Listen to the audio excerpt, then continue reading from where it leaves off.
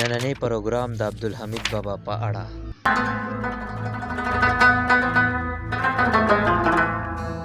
رود په وینو کې لت پت خیم په پت کې نه د سرو زرو په تخ باندې بې پته.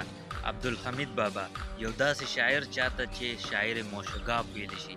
په پښتو ادب کې د نازک خیالۍ د ټولو نه لوی شاعر کوم چې په نازک خیالۍ کې اول نمبر دی.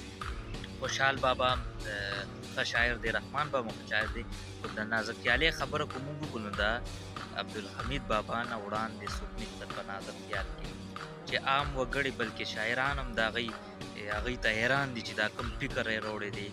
موش وایي ویښته ته او ګاپ وایي چودې ته، یعنې ویښته برابر چودې. دومره نازک خیال چې کوم دی هغه حمید بابا راوړی دی، او دغه وجه چې 200-300 کاله تېرېدو باوجود هم د هغوی شاعري شته دی او خلک یې خوښوي بلکې دنیا یې پېژني.